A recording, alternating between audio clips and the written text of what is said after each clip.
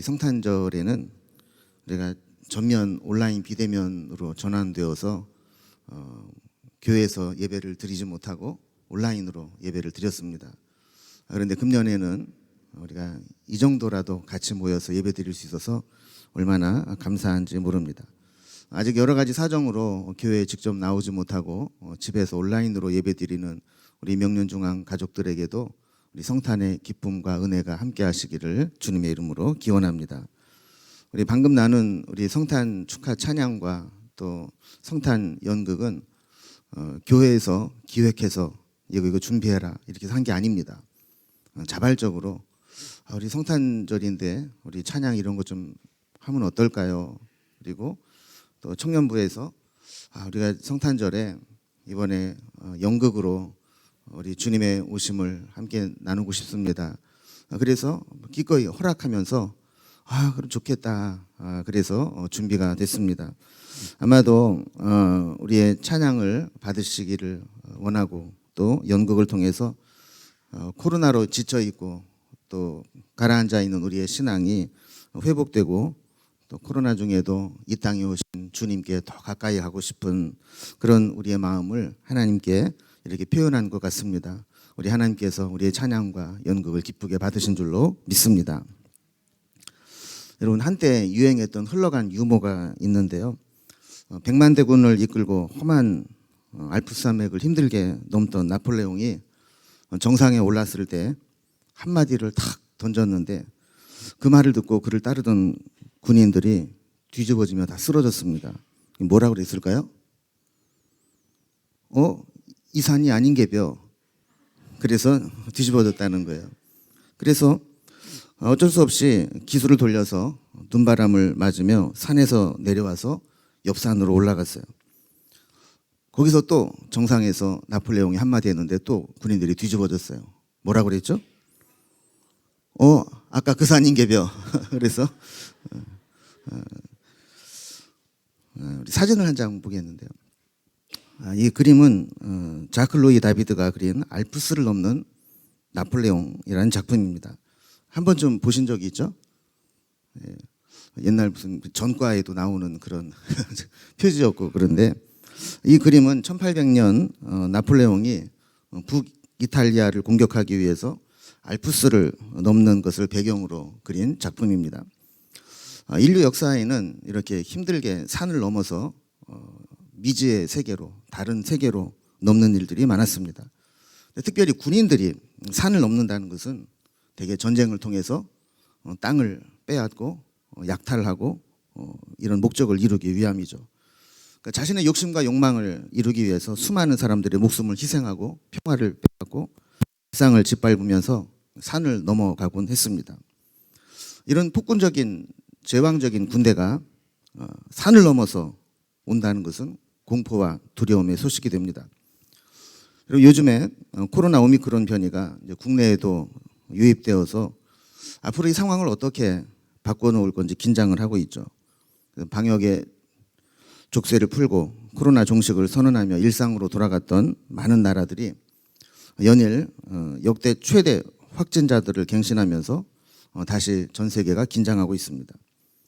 이것이 정말 우리가 기대하는 것처럼 크리스마스 선물이 돼서 감염력은 강하지만 증세가 약화돼서 서서히 소멸되면 좋겠는데 만약에 그런 일이 있어서는 안 되겠지만 오미크론보다 더 전염력이 강하고 중증 반응을 보이는 엄청나게 센 바이러스가 발생을 한다면 모든 나라들은 그 바이러스가 우리나라에는 넘어오지 못하도록 초긴장을 하면서 방역을 할 겁니다.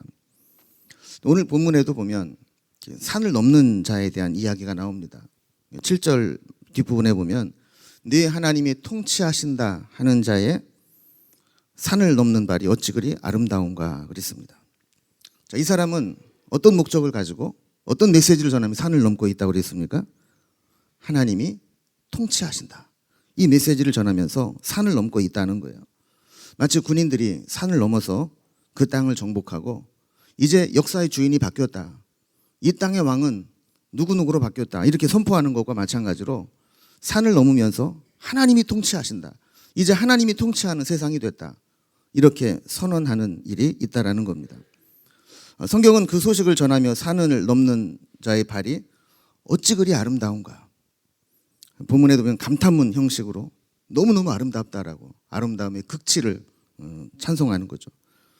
그럼 산을 넘으면서 그 소식을 먼저 전하는 사람 우리는 전령이라고 부릅니다.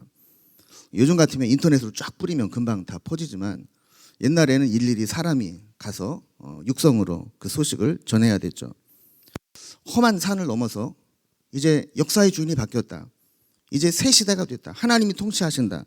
이 메시지를 전하기 위해서 달리는 이 전령의 발은 예쁘고 말끔하고 깨끗한 우아한 그런 발은 아닐 겁니다. 그 소식을 빨리 전하기 위해서 흙먼지와 오물이 잔뜩 묻어서 때로는 냄새나고 이리저리 찢겨 상처난 그런 험한 발일 것입니다. 근데 그 발이 아름답다라는 거예요. 왜 그럴까요? 그 발 자체가 예쁘고 아름다워서가 아니라 그 발로 전한 메시지가 의미가 있기 때문이라는 것이죠. 여러분, 이 사진은 위에 있는 두 사진은 김연아 피겨스케이팅 선수의 발이고 또 오른쪽은 그 발목입니다. 얼마나 넘어지고 상처를 입었는지 상처 투성이죠. 그리고 아래쪽 왼쪽은 이상화 선수 스케이트를 타고 얼마나 많이 탔는지 발바닥이 다 굳은 살이 베겨서 다 벗겨질 정도로 그렇게 연습을 했던 발이죠. 그리고 오른쪽은 우리가 잘 아는 발레리나 강수지 선수의 발입니다. 그리고 만약 미적 기준으로만 본다면 이 발들은 세상에서 가장 기괴하고 못생긴 발일 겁니다. 그러나 우리는 이 발을 보면서 어떻게 평가합니까? 가장 아름다운 발, 가장 멋진 발, 이렇게 감탄을 하고 칭송을 한 거죠. 왜냐하면 그 발 자체가 예쁘기 때문이 아니라 그 발이 얼마나 혹독한 훈련을 견뎌내며 노력한 흔적이라는 것을 우리가 알기 때문에 그렇습니다. 자, 그렇다면 오늘 본문에서 그 산을 넘으며 소식을 전하는 자의 발이 아름답다 그랬을 때 그 아름다움에 감탄하며 극찬한 이유는 뭘까요? 그것은 그가 전한 메시지가 특별한 의미가 있기 때문에 그렇습니다. 이제 하나님이 통치하시는 세상이 됐다는 선포를 하는 그 소식을, 그 좋은 소식을 알려주는 발이기 때문에 그렇다라는 거예요. 8절에 보면 그 소식을 듣는 자의 반응도 예사롭지 않습니다. 8절입니다. 내 파수꾼들의 소리로다. 그들이 소리를 높여 일제히 노래하니 이는 여호와께서 시온으로 돌아오실 때에 그들의 눈이 마주 보리로다 그랬습니다. 파수꾼은 성을 지키는 자이고 멀리에서 오는 그런 상황을 파악하고 분석해서 알려주는 역할을 하는 사람이죠. 만약에 누군가가 저쪽에서 산을 넘어서 오게 되면 이건 필경, 위험한 신호이거나 좋은 소식일 겁니다. 그래서 만약에 적군이 넘어온다면 나팔을 불어서 경계 경보를 하고 군대로 싸울 준비를 하도록 해야 되는 초긴장 상태가 되는 것이죠. 그런데 이 파수꾼이 어떻게 한다고 그랬어요? 소리를 높여 외치고 노래하면서 그 파수꾼을 전하는 자를 맞이한다라는 거예요. 그러면서 그가 그 소식을 전하는 것을 맞이하게 되면 여호와께서 돌아오실 때 그들의 눈이 그를 마주할 것이다 그랬어요. 자, 이제 말씀을 정리를 해보면 의문이 풀리기 시작합니다. 여러분, 우리가 이사야서는 크게 두 부분으로 나눠진다고 그랬어요. 전반부는 유다가 바벨론에게 망하고 포로로 끌려가게 될 것을 예언하는 내용입니다. 그리고 후반부는 하나님이 저들을 구원하시고 회복하실 것을 예언한 장면입니다. 52장은 전반부일까요? 후반부일까요? 후반부죠. 그러니까 52장의 메시지는 어디에 속하냐면 하나님이 저들을 구원하시고 회복하실 것이라는 메시지 중에 들어있는 내용이죠. 나라를 잃고 바벨론의 포로로 끌려간 자들, 그리고 포로로 끌려가진 않았지만 폐허가 된 예루살렘에 남아있는 자들에게 산을 넘어서 이제 하나님이 통치하신다, 하나님의 나라가 되었다, 하나님이 너희를 회복하실 것이다라는 메시지를 전하러 온다라는 겁니다. 산을 넘어 소식을 전하며 내 하나님이 통치하신다라고 선포하는 것은 구원과 회복과 해방의 기쁘고 복된 소식이었습니다. 하나님이 이 세상을 이기시고 다시 시온으로 돌아오시면서 이제 바벨론이 통치하는 나라가 아니라 하나님이 통치하시는 세상이 되었다라고 선언하시는 겁니다. 하나님이 다시 시온에 들어오시면서 그 하나님을 맞이하는 이스라엘 백성들의 심정이 어떠했을까요? 9절에 보면 이 소식을 듣고 하나님 맞이하는 자의 모습이 나옵니다. 9절입니다. 너 예루살렘의 황폐한 곳들아 기쁜 소리를 내어 함께 노래할지어다. 이는 여호와께서 그의 백성을 위로하셨고 예루살렘을 구속하셨음이라 말씀합니다. 자, 예루살렘의 황폐한 곳에서 구원의 하나님을 보면서 기쁜 소리로 노래하게 될 것이라는 겁니다. 여러분, 이 노래는 억지로 부르는 노래가 아닙니다. 그분이 오셔서 우리를 구원하시고 위로하시는 그 하나님을 맞이하는 감격의 노래입니다. 그저 신세 한탄하듯 탄식하며 부르는 유행가가 아닙니다. 여러분, 나이가 들어가고 갱년기가 되면 유행가가 그렇게 은혜스럽대요. 다 내 얘기 같고 다 감동스럽고 그 위로를 받고 은혜를 받는다는 거예요. 그런데 여기서 부른 노래는 그런 노래가 아니라는 겁니다. 예루살렘이 떠나갈 듯 환호하며 목이 터져라 외치며 부르는 기쁨의 노래입니다. 마치 큰 스테디움에서 유명한 가수가 노래를 부를 때 그 가수가 부른 노래보다 모인 관중들이 떼창을 부르면서 그 분위기를 압도하면서 응원하면서 함께 노래를 부르는 그 노래와 같이 하나님의 구원의 역사가 임하는 것을 맞이하게 될 때 그렇게 기쁨과 감격 속에서 부르는 노래, 그 노래를 부르게 될 것이라는 것이죠. 10절에 보면 여호와께서 열방의 목전에서 그의 거룩한 팔을 나타내셨으므로 땅끝까지도 모두 우리 하나님의 구원을 보았도다 그랬어요. 주님이 오시는 날, 이 땅에 오신 주님, 그 소식은 바로 하나님의 구원을 모든 인류가 바라보는 날이었습니다. 성탄절은 구원자로 오신 예수님을 우리가 맞이하고 만나는 날입니다. 성경은 우리 주님이 오시는 날을 뭐라고 설명하고 있을까요? 다시 7절 앞부분으로 돌아가 보면 그날을 이렇게 얘기합니다. 좋은 소식을 전하며 평화를 공포하며 복된 좋은 소식을 가져오며 구원을 공포하며 그랬어요. 좋은 소식, 복된 좋은 소식, 그 소식이 전해진다라는 겁니다. 사람들은 종종 좋은 소식과 나쁜 소식이 있는데 어떤 소식부터 들을래? 이렇게 물어볼 때가 있죠. 여러분은 만약에 좋은 소식과 나쁜 소식이 함께 전해진다면 어떤 소식을 먼저 듣고 싶으세요? 좋은 소식부터 말해. 이렇게 이야기할 때가 있죠. 그때 어떤 사람이 그렇게 얘기했어요. 야, 너 지난 1년 동안 회사에서 너무 고생 많았다고 회사에서 연말 보너스를 지급한대. 좋은 소식이죠. 그래서 그럼 나쁜 소식은? 근데 방금 취소됐대.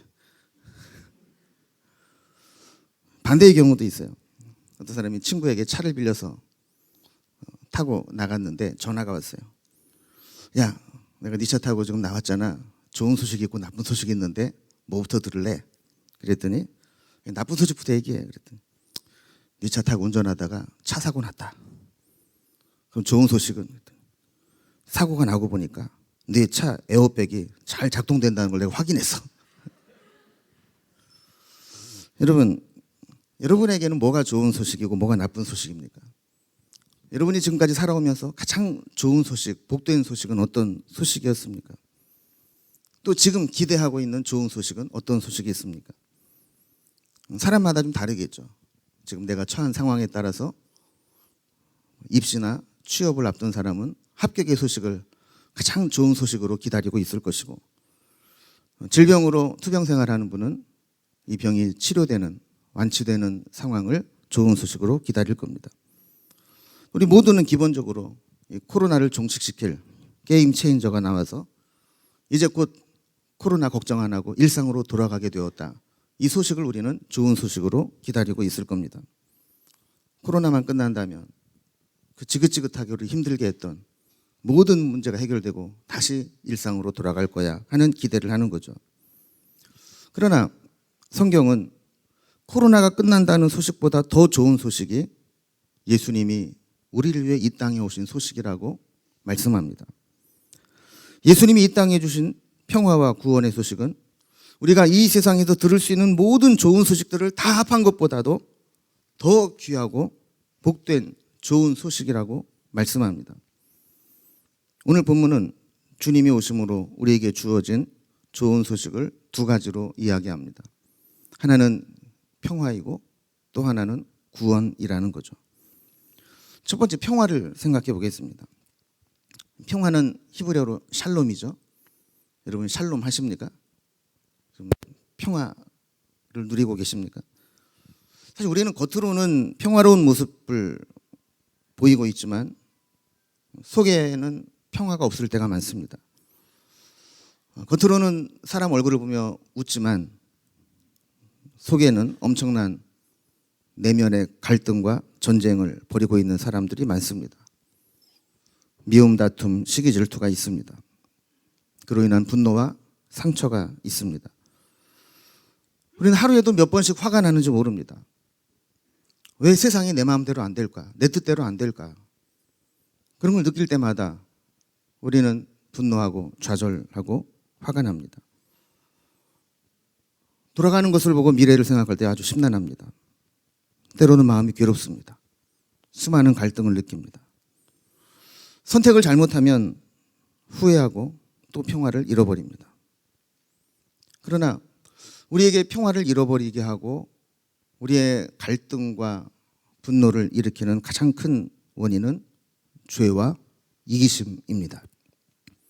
이것을 해결하지 못하면 아무리 겉으로 멋지게 포장해도 우리 내면의 진정한 평화를 누릴 수가 없습니다. 이 문제를 해결할 수 있는 가장 중요한 방법은 주님이 내 마음에 오시는 겁니다. 주님의 평화가 우리를 다스릴 때에만 우리 내면의 전쟁과 갈등은 종식되고 진정한 평화를 누릴 수 있습니다. 여러분 화가 많이 나십니까? 심란하십니까? 답답하십니까? 주님이 우리의 마음속에 평화의 왕으로 오셨는지 확인하시기 바랍니다. 우리를 힘들게 하고 우리의 평화를 깨트리는 모든 문제들을 다 평화의 주님께 맡기고 주님을 바라볼 때 우리는 진정 주님의 평화를 누릴 수 있게 됩니다. 주님이 이 땅에 오신 것은 우리에게 이런 평화를 주시기 위함입니다. 주님의 평화, 주님의 샬롬이 성탄절을 맞아 우리 모두에게 임하시기를 기원합니다.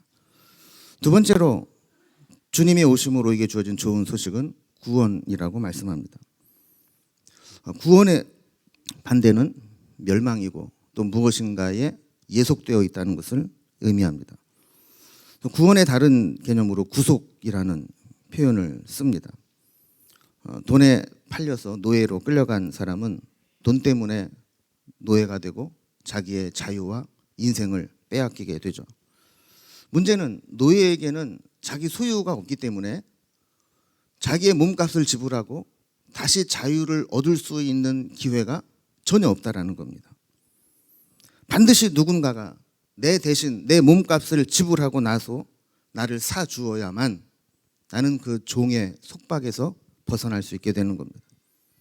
이렇게 누군가가 나를 대신해서 내 몸값을 지불하고 나를 사서 자유를 얻게 하는 것, 이것이 구원이고 구속입니다. 여러분 교회에서 흔히 구속이라는 말을 많이 쓰는데 이게 일반적으로 우리가 사회에 쓰는 구속과는 의미가 좀 다릅니다. 일반적으로 법정 용어로 구속은 뭐를 의미하죠? 체포하여 신체를 속박함으로 자유행동을 제한함, 이렇게 돼 있어요. 그래서 누구를 뭐 구속했다 그러면 가둬놓는 거 아닙니까? 근데 성경에서 말하는 구속은 그런 의미의 구속이 아니에요.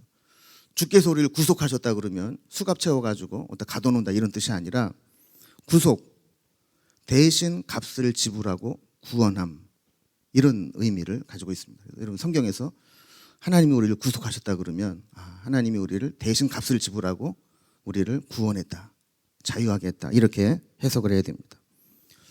주님이 우리에게 오신 가장 큰 이유는 평화와 구원이라고 그랬죠. 우리가 죄로 인해서 속박되었던 상태에서, 자유가 없던 상태에서 우리에게 자유를 주시고 그 속박에서 해방시켜 주는 것, 그것이 구원입니다. 예수님이 오셔서 우리에게 주신 가장 큰 선물은 죄와 악에서 우리를 건져내시고 그 죄의 속박에서 우리를 해방시켜 주셨다라는 겁니다.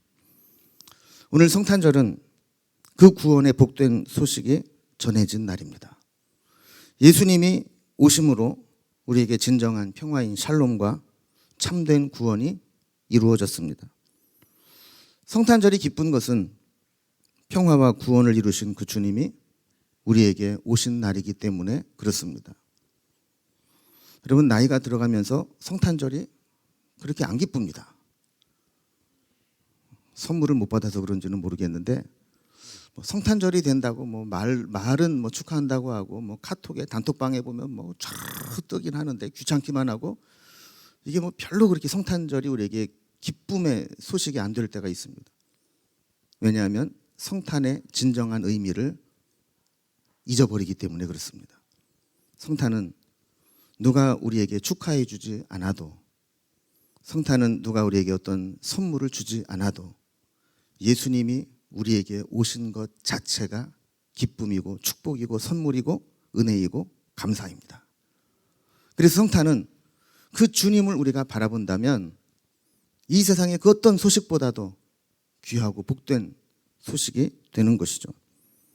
저는 오늘 성탄절 맞이하는 우리 모든 성도님들이 이 땅에 오신 예수님으로 인해 선포된 하나님이 통치하시는 새로운 나라, 그리고 내 안에도 오셔서 만들어가는 예수님을 모신 자들에게 임하는 하나님의 나라, 이것이 다시 회복되고 확인되고 모두에게 함께 증언하고 나누는 귀하고 복된 날이 될 수 있기를 바랍니다.